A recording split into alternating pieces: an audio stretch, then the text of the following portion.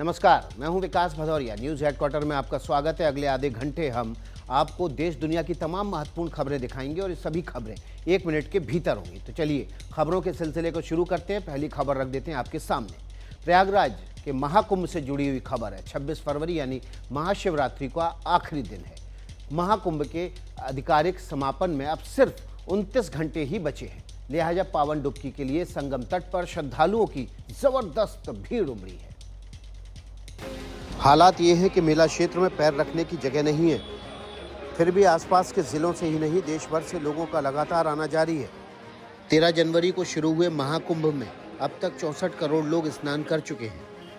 भीड़ को देखते हुए प्रशासन ने शाम 6 बजे से पूरे प्रयागराज कमिश्नरेट यानी शहर को नो व्हीकल जोन घोषित कर दिया है। यानी शाम 6 बजे के बाद बाहरी गाड़ियों के शहर में एंट्री रोक दी गई है। मेला क्षेत्र को तो उसके पहले शाम 4 बजे से ही नो व्हीकल जोन बना दिया गया है। नतीजा ये हुआ कि प्रयागराज शहर के सभी एंट्री पॉइंट पर ट्रैफिक जाम होने लगा। ये जाम क्लियर करने में पुलिस और प्रशासन के पसीने छूट गए। ऐसा नहीं कि प्रशासन ने एहतियाती कदम नहीं उठाए। प्रयागराज पहुंचने वाली गाड़ियों को संगम से 10 किलोमीटर पहले ही पार्किंग में रोका जा रहा है। प्रशासन ने लोगों से बार बार कहा कि संगम नोज पर ही स्नान करने वालों की भारी भीड़ है, इसलिए वो नजदीकी घाट पर ही स्नान करें। मेला क्षेत्र में बेवजह भीड़ ना रुके। महाकुंभ में समापन से पहले ज्यादा से ज्यादा श्रद्धालु संगम में डुबकी लगाने लेना चाहते हैं। नतीजा ये है कि लोग अलग अलग शहरों से प्रयागराज पहुंचने की कोशिशों में जुटे हैं। इस वजह से ट्रैफिक व्यवस्था पर सिर्फ प्रयागराज में ही असर नहीं पड़ा है, दूसरे राज्यों में भी पुलिस प्रशासन के लिए चुनौती खड़ी हो गई है। लेकिन दूसरे शहरों से पहले प्रयागराज का हाल देख लीजिए, जहां रीवा रोड और लेप्रोसी चौराहे के पास कई सड़कों पर ट्रैफिक जाम हो गया है। जाम की वजह से लोगों को काफी परेशानी उठानी पड़ी है। बिहार के सासाराम में भी नेशनल हाईवे पर भीषण जाम लग गया है। प्रयागराज जाने वाले और वहां से लौटने वालों की गाड़ियों के चलते दोनों लेन पर करीब 10 किलोमीटर तक गाड़ियों की कतार लग गई है और लोग घंटों जाम में फंसे हैं। क्या हाल है रोड का? हाल बहुत बुरा है। हाँ, बहुत बुरा हाल है। बिहार में सड़कों पर ट्रैफिक रेंग रहा है तो मध्य प्रदेश के कटनी जंक्शन पर ऐसी भीड़ उमड़ी कि लोगों के लिए ट्रेनों में जगह पाना मुश्किल हो गया। ज्यादातर लोगों की शिकायत है कि उन्हें ट्रेन में जगह नहीं मिली। अब वो अगली ट्रेन का इंतजार कर रहे हैं। थोड़ा परेशानी तो है ही है भाई, जाना है तो थोड़ा परेशानी सहना पड़ेगा। यहाँ जो हाल है आप देख रहे हैं, जो आपके सामने है, जो भी हाल है बैठ नहीं पा रहे। उत्तर प्रदेश के मुख्यमंत्री योगी आदित्यनाथ ने करीब 1 हफ्ते पहले कठमुल्ला शब्द का प्रयोग किया था। इस पर शुरू हुए सियासी बवाल अभी थमा भी नहीं था कि सीएम योगी ने एक बार फिर से वही बात दोहरा दी है। विधानसभा बजट सत्र के दौरान विपक्ष के आरोपों का जवाब देते हुए योगी आदित्यनाथ ने पहले अखिलेश यादव के पीडीए पर सियासी प्रहार किया, फिर बच्चों की शिक्षा पर आए तो कहा कि हम बच्चों को वैज्ञानिक बनाना चाहते हैं, इसके लिए आधुनिक शिक्षा लेनी पड़ती है। हम तो परंपरागत मुल्ला और मौलवी बनाने की बजाय हम वैज्ञानिक बनाना चाहते हैं। एपीजे अब्दुल कलाम बने तो वैज्ञानिक बने। योगी के इस बयान पर विपक्ष के नेताओं ने ऐतराज करने की कोशिश की, लेकिन योगी अपनी धुन में थे।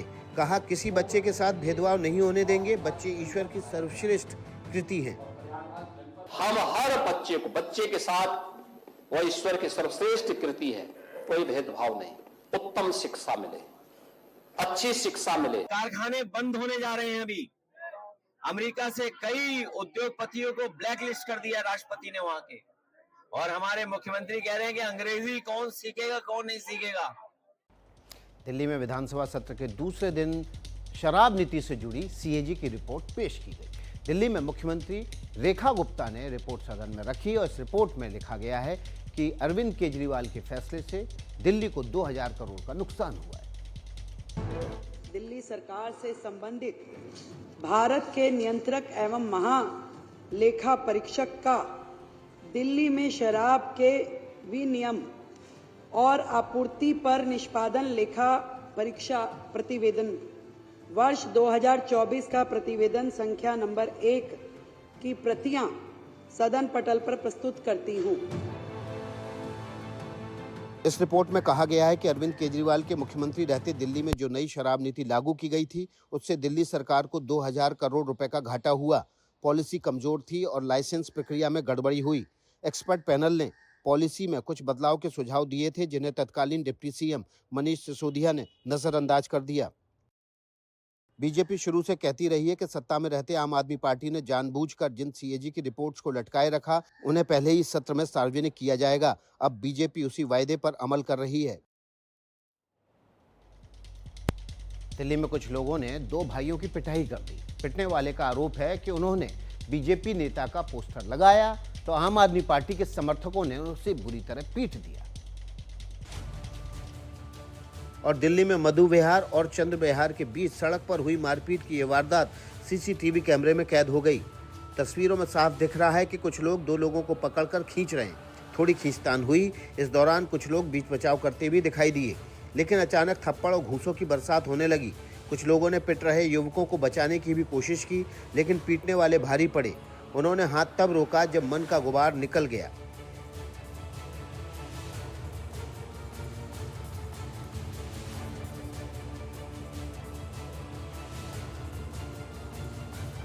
ये पूरा विवाद पोस्टर को लेकर हुआ।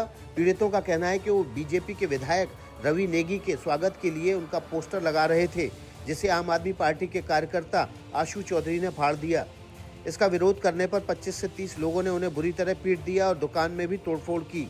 पुलिस ने केस दर्ज कर जांच शुरू कर दी है। उत्तराखंड के उधम सिंह नगर में एक गांव में कांवड़ियों को एक गाड़ी ने टक्कर मार दी। इससे गुस्साए शिव भक्तों ने जबरदस्त हंगामा किया। हरिद्वार से गंगाजल ला रहे सारे कांवड़िए रुद्रपुर के काशीपुर रोड पर जमा हो गए। इसके बाद इन लोगों ने हरिद्वार बरेली नेशनल हाईवे पर ट्रैफिक रोक दिया। हमारी ये मांग है कि हमें एक साइड जैसे यूपी में बंद कर रखी है, 2 दिन पहले से उत्तराखंड की पुलिस हर बार सोती है क्या? कांवड़ियों के जाम की खबर मिली तो पुलिस पहुंची, तो कांवड़िए किसी की बात सुनने को तैयार नहीं थे। ऐसे में पुलिस की कांवड़ियों से ही नोकझोंक हो गई, जो बढ़ते बढ़ते मारपीट के करीब पहुंच गई। डंडे उठा लिए गए, धक्का मुक्की हुई, लेकिन मारपीट होते होते रह गई। मामले को संभालने के लिए कांवड़ियों को मनाने की कोशिश करते रहे। कांवड़ियों का कहना था कि इस तरह के हादसे रोकने के लिए पुलिस प्रशासन से पहले ही महाशिवरात्रि पर काशीपुर रोड पर ट्रैफिक वन वे करने की मांग की गई थी, लेकिन ऐसा नहीं किया गया। बहरहाल कई घंटों तक चले प्रयास के बाद कांवड़िए किसी तरह जाम हटाने को तैयार हुए, तब कहीं जाकर लोगों ने राहत की सांस ली। बेलगावी में बसों पर हुए हमले के बाद महाराष्ट्र और कर्नाटक में शुरू हुए विवाद पर सियासत थमने का नाम नहीं ले रही है।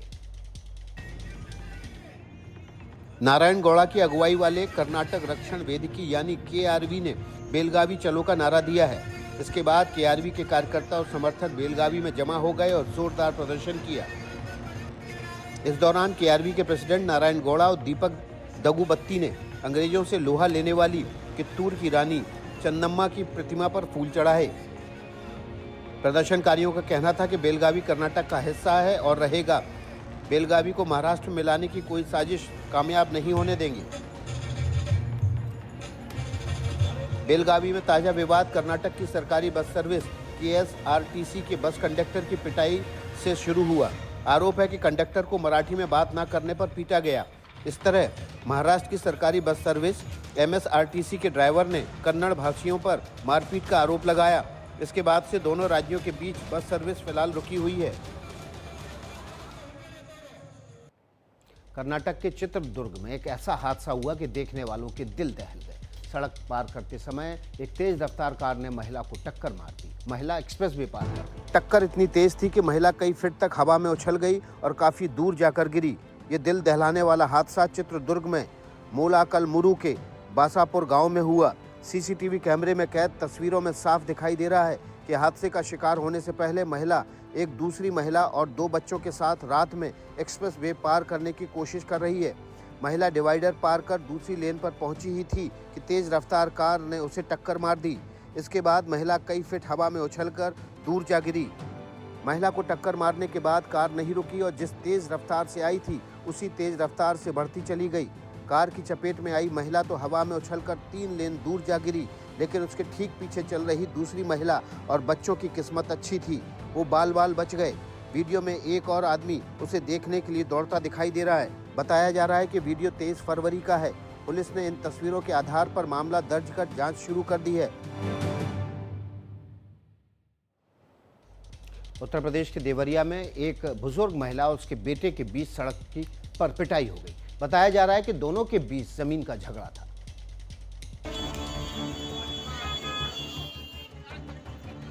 काली टी शर्ट में गुंडे को देखिए, वो आया, खड़ा हुआ, सड़क के किनारे खड़ी दलित महिला को जोर का थप्पड़ मार दिया। थप्पड़ इतना जोरदार था कि महिला बीच सड़क पर गिरी और उठना मुश्किल हो गया। इस बीच एक महिला ने थप्पड़ चलाने वाले आशीष पांडे नाम के युवक को समझाने की कोशिश की, लेकिन तभी वो सड़क पर गिरी महिला के बेटे पर पिल पड़ा और लातों घूंसों से बुरी तरह उसकी पिटाई कर दी। बाद में आसपास के लोग जमा हुए तो किसी तरह युवक की जान बची। ये वीडियो देवरिया में गौरी बाजार के बेतालपुर नगर पंचायत का है। बताया जा रहा है कि मारपीट की वारदात 23 फरवरी की हुई। इसके बाद वीडियो वायरल हुआ तो पुलिस हरकत में आई और आरोपियों को गिरफ्तार कर लिया गया। पुलिस ने बताया कि मामला जमीन विवाद का है। दोनों पक्षों के बीच आए दिन झगड़े होते रहते हैं। 23 फरवरी को भी दोनों के बीच कहासुनी हुई जो मारपीट में बदल गई। चंडीगढ़ में खेल मौत का खेल बन गया। वुशु के एक मैच के दौरान फाइट करते एक खिलाड़ी रिंग में बेहोश होकर गिर गया। इससे पहले कि किसी को कुछ समझ में आता, 21 साल के मोहित शर्मा की मौत हो गई। वाकया सोमवार का है।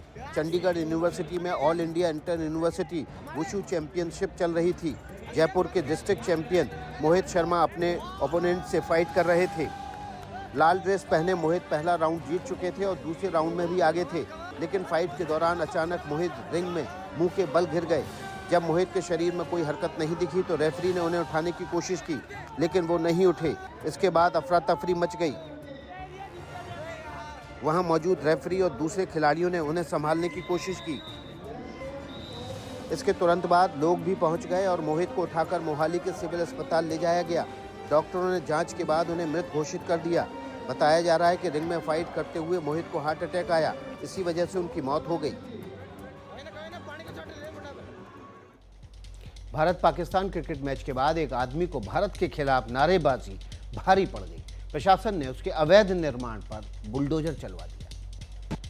ये तस्वीरें कोंकण के मालवण की हैं। प्रशासन का अमला तैयार है, पुलिस वाले मुस्तैद हैं और बुलडोजर एक्शन में है। ये दुकान एक स्थानीय कबाड़ कारोबारी की है जिसने अवैध कब्जा कर कंस्ट्रक्शन किया था। प्रशासन ने उसी कंस्ट्रक्शन को बुलडोजर की मदद से नेस्तनाबूद कर दिया।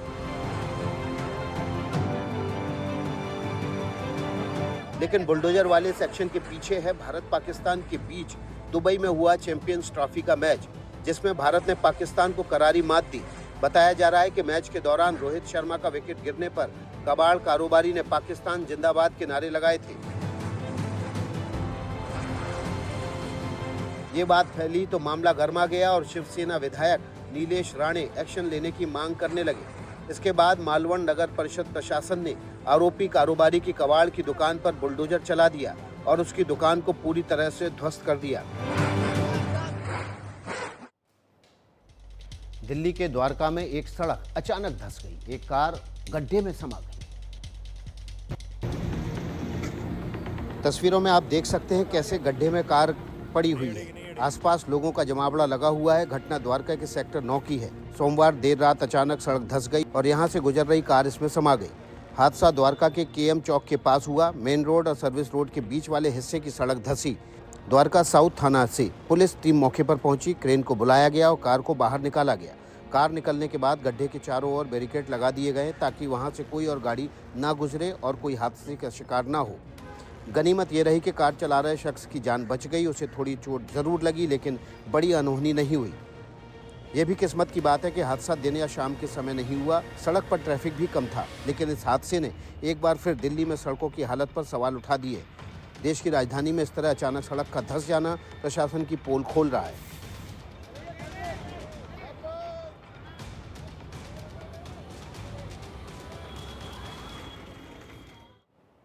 नोएडा में एक बार फिर आवारा कुत्तों का आतंक देखने को मिल रहा है। सेक्टर 134 की कॉस्मोस सोसाइटी में एक बच्चे पर कुत्तों ने हमला कर दिया। पार्क में जब बच्चा खेल रहा था तो अचानक कुत्तों ने हमला कर दिया। बच्चे की मां उसे बचाने आ गई। किसी तरह दूसरे लोगों ने आकर उन्हें कुत्ते के चंगुल से छुड़ाया। सीसीटीवी में घटना कैद हो गई।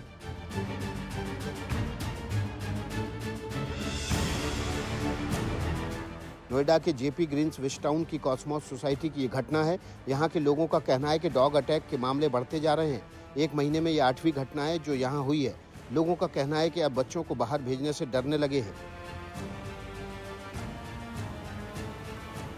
व्हाइट स्पॉटेड एक डॉग आया था, पूरा व्हाइट एंड ब्लैक स्पॉटेड। उसने यहाँ पे उसको बच्चे को पकड़ा है, 2 बारी उस पे हिट किया है, 2 बारी किया उसको।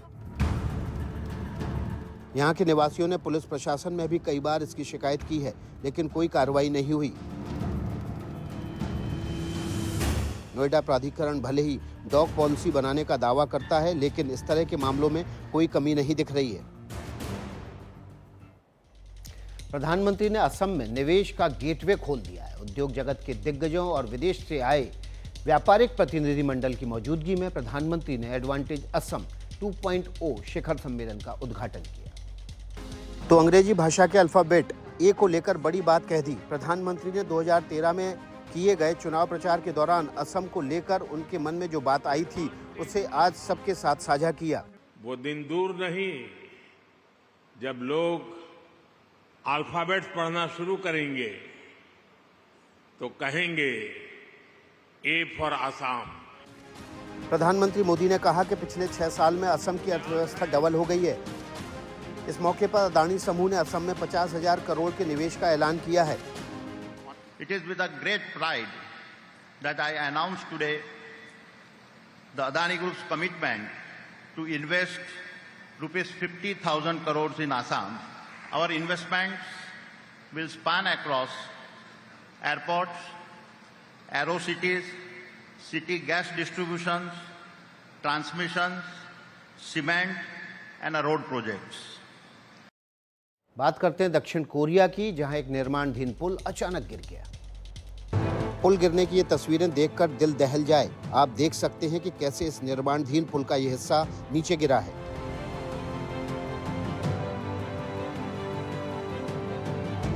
दक्षिण कोरिया की राजधानी सियोल से करीब 90 किलोमीटर दूर चेओनान शहर में यह हादसा हुआ। जानकारी के मुताबिक निर्माण कार्य में जुटे कुछ मजदूर राजमार्ग का हिस्सा गिरने से मलबे में फंस गए थे। 3 मजदूरों की मौत हो गई है।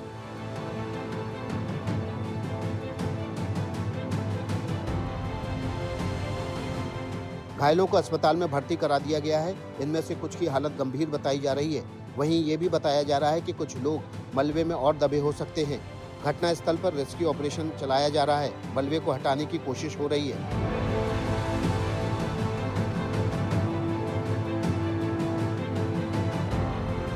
अधिकारियों के मुताबिक राजमार्ग का हिस्सा ढहने के कारणों का पता नहीं चल पाया है। और अब बात रूस यूक्रेन जंग की, जिसमें एक और इलाका यूक्रेन के हाथ से निकल गया है। रूसी फौज ने दावा किया है कि उसने खार्किव की एक बस्ती से यूक्रेन की फौज को खदेड़ दिया है, लेकिन इससे रूस की फौज ने इस इलाके पर बारूद की बरसात कर दी। खार्किव के कुपियांस्क पर रूस ने पहले ताबड़तोड़ मिसाइलें दागी। इसके बाद टोपोली बस्ती में अपने टैंक उतार दिए।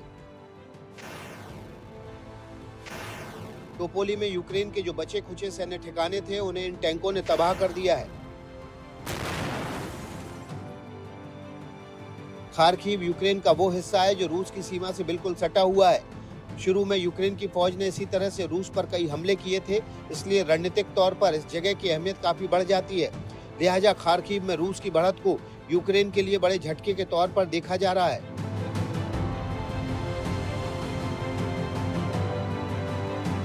हालांकि यूक्रेन की फौज ने रूस के इस दावे को खारिज कर दिया है। यूक्रेनी सेना ने कहा कि उसने खार्किव में रूसी हमला नाकाम कर दिया है। फिलहाल 69 जगह ऐसी हैं जहां दोनों देशों की सेनाएं एक दूसरे पर लगातार हमले कर रही हैं। रूस के आगे ताकत और आकार में यूक्रेन कहीं नहीं ठहरता है, लेकिन 3 साल से चल रही लड़ाई के बाद भी रूस पर उसके हमले कमजोर नहीं पड़े। रूस से अपने इलाके दोबारा हासिल करने के लिए यूक्रेन ने खार्कोव, डोनेस्क, खेरसान और जेपोरिजिया में ताबड़तोड़ हमले किए हैं। यूक्रेन ने इस दौरान रूस के कई सैनिक ठिकानों को तबाह करने का दावा किया है। यूक्रेन की तरफ से किए गए इस हमले की पुष्टि रूस ने भी कर दी है। रूस ने दावा किया है कि यूक्रेन के सैनिकों ने कई बार हमले किए जिन्हें उसकी सेना ने विफल कर दिया। रूस ने यह भी दावा किया कि यूक्रेन को इन हमलों की भारी कीमत चुकानी पड़ी है। यूक्रेन के हमलों के जवाब में रूस ने यूक्रेन के कई सैन्य ठिकाने पूरी तरह तबाह कर दिए हैं। यूक्रेन के मिलिट्री एयरपोर्ट और फ्यूल डिपो तक रूसी हमलों की मार से तबाह हो गए हैं। यूक्रेन के कई इलाकों पर रूस की फौज भले ही काबिज हो, लेकिन यूक्रेन का ध्यान फिलहाल सबसे ज्यादा डोनेस्क के पोक्रोव्स्क और कुर्स्क पर है। यूक्रेन का कहना है कि इन दो इलाकों से रूस फौज को धकेलने में उसे ज्यादा कामयाबी मिली है।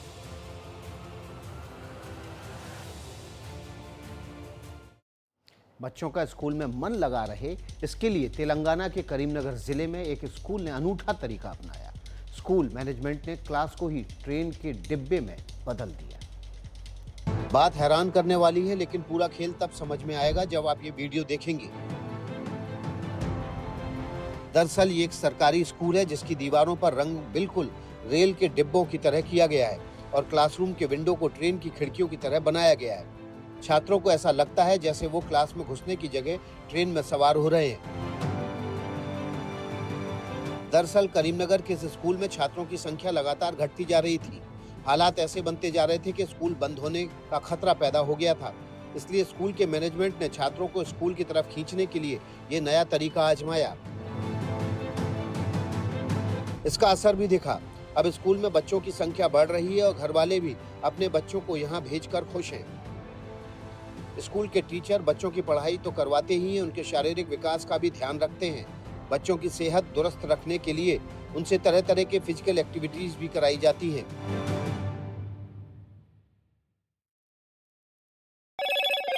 हेलो मोटो। Motorola, India's leading 5G smartphone brand. वक्त है Motorola video of the day का।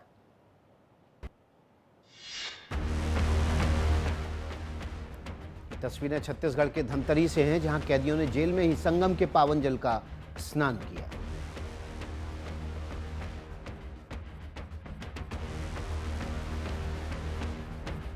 मेरे साथ न्यूज हेडक्वार्टर में इतना ही। कल फिर मुलाकात होगी। आगे खबरों का सिलसिला अजी के साथ।